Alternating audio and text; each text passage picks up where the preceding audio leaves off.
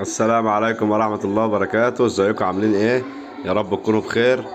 النهاردة في مدينة اوسنا استقبلنا شبكة الدش الهوائي. طبعا استقبلنا على الشبكة دي عليها 24 قناة زي ما انتم شايفين كده. دي قناة البن اللي بتذيع بطولة افريقيا. تمام. ومعانا طبعا الفا اتش دي 7، البين سبورت برضو رقم 7، بين اسيكان كلاب اهي، بس طبعا مش عايزين عشان حقوق الطبع والنشر. تمام. ومعانا الفا 8، ومعانا الفا 9، دي قناة افلام باقة اهي تبع الافلام. ومعانا الفا 10، والفا 11، والفا 12،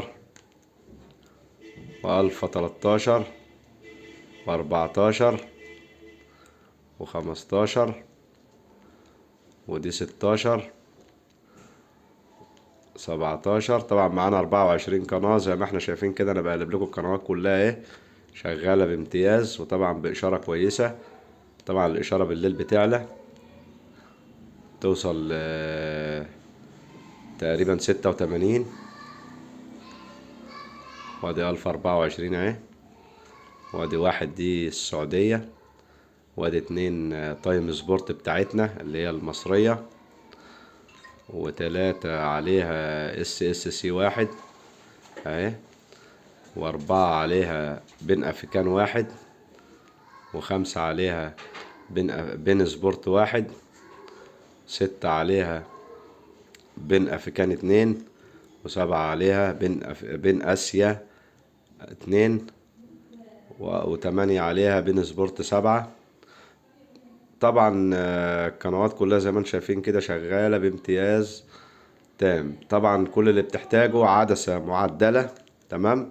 عدسة معدلة ودايزك عشان تشغله مع النايل سات، وسلك طبعا بينزل من العدسة، وماسورة عندك لو انت في الدور الرابع هتعوز ماسورة حوالي 5 متر ولا حاجة عشان تظبط معاك الإشارة. تمام. لو انت في الدور الخامس او السادس هتبقى معاك كويسة جدا جدا جدا. المهم الادوار ما تقلش عن الخامس. تمام. يعني الخامس فيما فوق فكده كويس جدا جدا جدا. تمام كده. ف طبعا الحمد لله بفضل الله قدرنا نستقبل ال 24 قناة في وسنا محافظة المنوفية.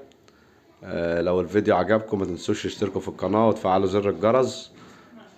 ولو حد حابب يستفسر عن اي حاجة سيب لكم الرقم الموبايل في الوصف تحت. والسلام عليكم ورحمة الله وبركاته.